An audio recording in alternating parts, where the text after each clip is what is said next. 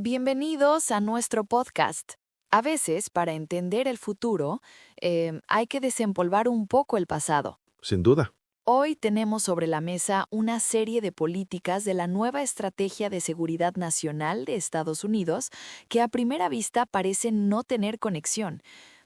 Una doctrina geopolítica muy agresiva, una ley económica súper proteccionista y un nuevo departamento de gobierno dirigido por, bueno, un magnate de la tecnología. Son como piezas de rompecabezas distintos, ¿no? Exacto.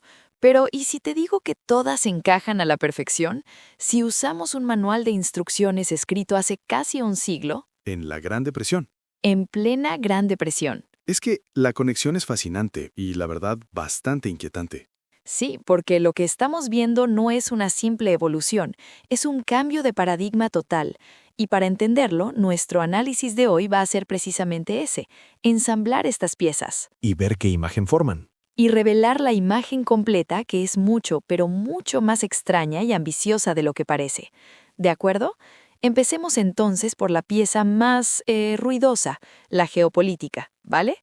En los documentos de la Estrategia de Seguridad 2026-2029 se habla mucho de la doctrina Monroe. Suena a un refrito de la vieja doctrina Monroe, pero Pero no lo es. no, parece algo mucho más contundente. Totalmente. Decir que es un refrito se queda muy corto. Básicamente tomaron la doctrina Monroe de 1823, que era defensiva, ¿no? Un no pasarán para las potencias europeas. Exacto, era América para los americanos, en el sentido de que no queremos potencias europeas colonizando nuestro patio trasero. Y ahora la doctrina Monroe es ofensiva. El mensaje es, este es nuestro hemisferio, y vamos a remodelarlo activamente para que sirva a nuestros intereses, de America First, les guste o no a los demás. Es la diplomacia del gran garrote, del big stick, pero como que se olvidaron de la parte de la diplomacia. Ya vimos cómo se ve ese garrote en la práctica.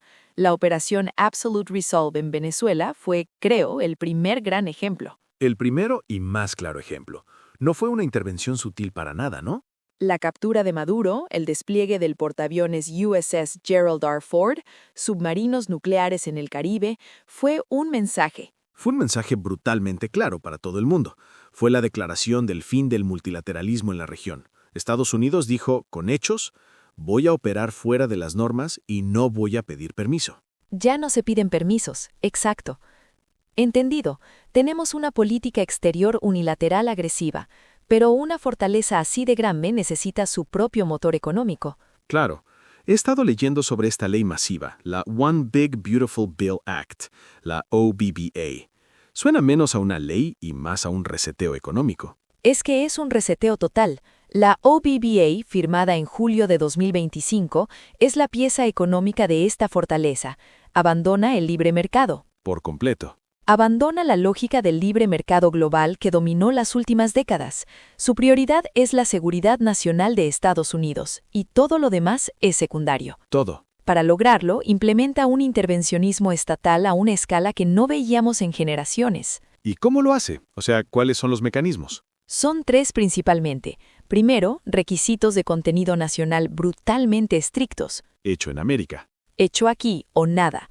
Segundo, y esto es clave, crea una lista negra de entidades extranjeras de preocupación. Que es un misil directo a China, Rusia, Irán. Directo, prohibido que sus empresas toquen el sector energético.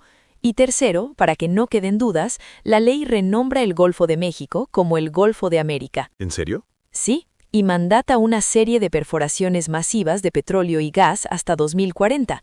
El objetivo es 1. Autarquía energética continental. América con su propia muralla económica.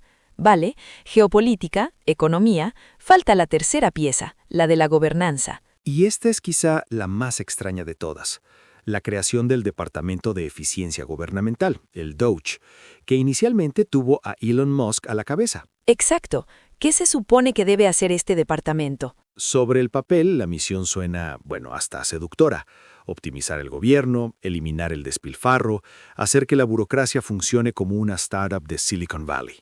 Justamente la idea es reemplazar a los políticos y burócratas lentos con expertos, con ingenieros que usan datos y tecnología. Suena bien en un titular, pero ¿cómo se logra eso? No puedes simplemente despedir a todo el gobierno. Bueno, casi. Las tácticas son drásticas. La primera, eliminar las protecciones del servicio civil, lo que permite reemplazar a funcionarios de carrera por técnicos leales al proyecto. La segunda es el uso masivo de inteligencia artificial y métricas de rendimiento para todo. La política se convierte en un problema de ingeniería. Exacto, con una supuesta solución óptima.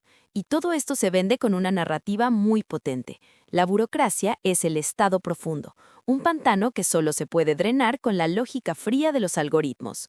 A ver un momento. Si juntamos las piezas, tenemos una doctrina para crear un continente aislado, una ley para hacerlo autosuficiente y un departamento para gestionarlo de forma técnica, eliminando el debate político. No son piezas sueltas. Todo está conectado, ¿verdad? Así es, esto huele a una ideología muy coherente. ¿De dónde sale todo esto? Y ahí está la clave. Esto no es nuevo. Es la resurrección de una idea casi olvidada de los años 30 del siglo XX. Aquí volvemos al principio. Exacto. Un movimiento llamado Technocracy Inc., liderado por un ingeniero llamado Howard Scott. Technocracy Inc. Suena al nombre de una banda de los 80. Podría ser, pero su idea era mucho más radical. Durante la Gran Depresión, ellos dijeron que el problema no era una falla del capitalismo. Sino de cómo había sido implementado. El sistema entero, decían, que el sistema de precios, o sea, cualquier economía basada en dinero, era obsoleto. La tecnología producía una abundancia increíble, pero el dinero creaba una escasez artificial. Exacto. Impedía distribuirla. Audaz, muy audaz. ¿Y cuál era su solución? Reemplazar a los políticos por completo. Proponían una entidad continental llamada el Tecnato de Américo, o Technate of America, gobernado por una élite de científicos e ingenieros. Ellos tomarían las decisiones basándose en datos y ciencia, no en ideología o en elecciones. Y aquí es donde la cosa se pone muy específica. A ver. En 1940 publicaron un mapa de su Technate. Espera, porque aquí hay un dato biográfico que es increíble. ¿Me estás diciendo que el abuelo de Elon Musk, el hombre que implementó este departamento de eficiencia, fue un líder de este mismísimo movimiento? No solo un miembro, un líder prominente de Technocracy Inc. en Canadá, Joshua Haldeman. No puede ser. Promovía activamente la misma idea que su nieto implementó casi un siglo después, que el gobierno debe ser un problema de ingeniería, no de política. La conexión es demasiado directa para ser una coincidencia. Es una herencia ideológica, no hay otra forma de verlo. Eso lo cambia todo. De repente, ese mapa de 1940 no es una curiosidad histórica, es un posible plan de ruta. ¿Qué mostraba ese mapa? Mostraba un superestado norteamericano completamente autosuficiente. Se extendía desde Groenlandia, bajando por Canadá y Estados Unidos, hasta el Canal de Panamá. O sea, todo el continente. Y más, incluía todo el Caribe y la parte norte de Sudamérica, Venezuela, Colombia, las Guayanas, todas las fuentes de petróleo, bauxita, recursos estratégicos. Todo. Y además proponía una red de bases de defensa periféricas en lugares como Pearl Harbor y las Islas Galápagos para proteger esta meganación. Totalmente reflejado en la doctrina Dunrow, la retórica actual sobre adquirir Groenlandia, o las bromas sobre Canadá como el Estado 51. De repente no suenan de bromas, ¿verdad? Para nada, encajan perfectamente en esta edición. Es la geografía del Technate manifestándose en la geopolítica del siglo XXI, la idea de movilización continental total de la que hablaba Scott, la conscripción de máquinas y personas, es el espíritu exacto de la estrategia de seguridad nacional actual. Vale, la conexión geopolítica es escalofriante. Volvamos a la economía. Si la tecnocracia quería eliminar el dinero, ¿cómo se conecta eso con la ley OBBA? No han eliminado el dólar todavía. Todavía no, pero han empezado a vaciarlo de su significado tradicional, y aquí está la conexión más sutil y, para mí, la más profunda. A ver. La propuesta de Technocracy era reemplazar el dinero por certificados de energía, una moneda no acumulable basada en cuánta energía costaba producir algo. Una contabilidad basada en la termodinámica. Exacto, no en las finanzas. Suena a ciencia ficción. Totalmente. ¿Cómo se traduce eso a la ley OBBA? A través de los nuevos créditos fiscales de la sección 45Z. Para obtener los mayores beneficios del gobierno, ya no basta con generar ganancias en dólares. Ahora hay que cumplir con métricas técnicas. Justamente, los analistas lo han resumido en una fórmula. I de beneficio es igual a una función de O de origen de la energía, C de huella de carbono y L de localización. Desglosemos eso.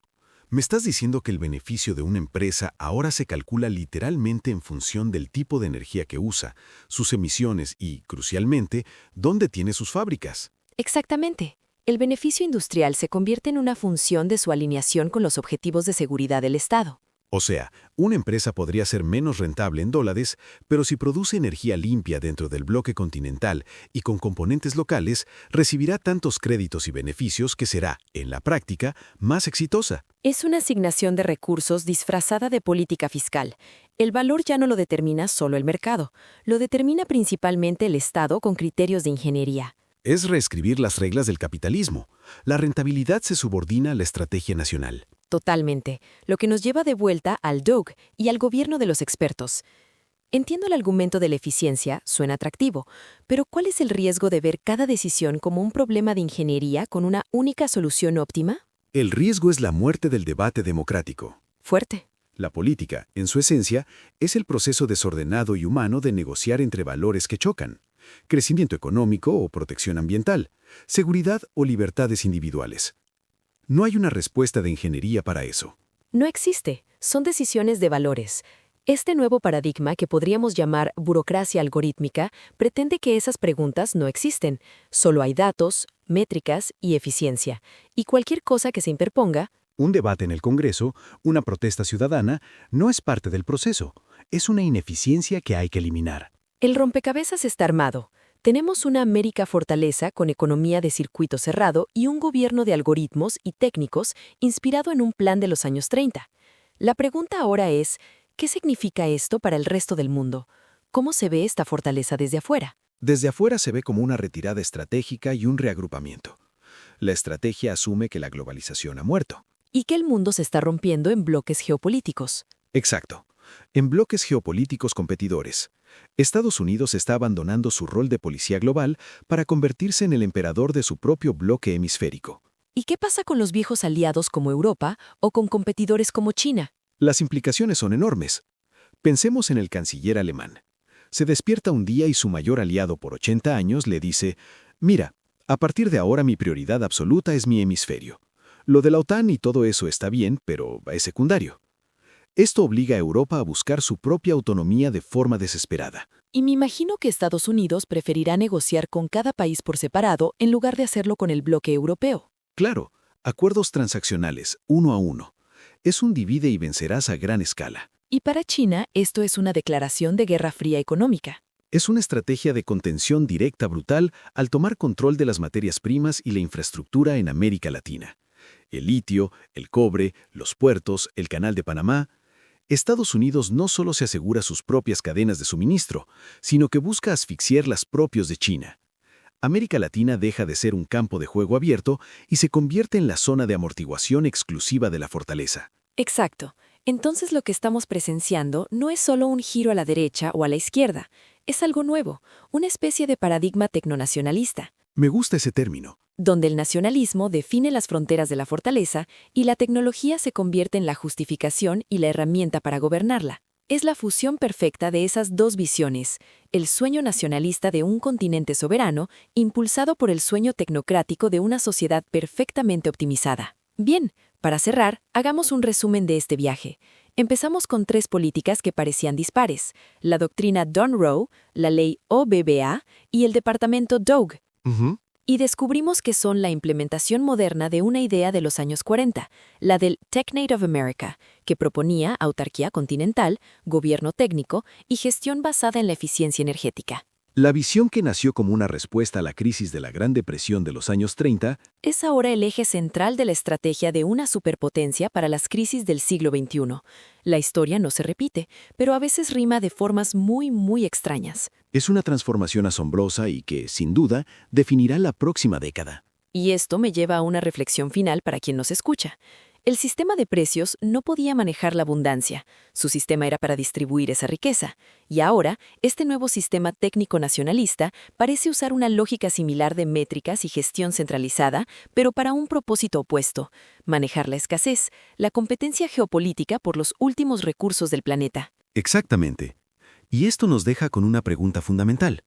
Cuando la eficiencia medida por un algoritmo se convierte en la máxima y única justificación del poder del Estado, ¿qué lugar queda para todos esos valores humanos, la justicia, la libertad, la compasión, que simplemente no se pueden cuantificar?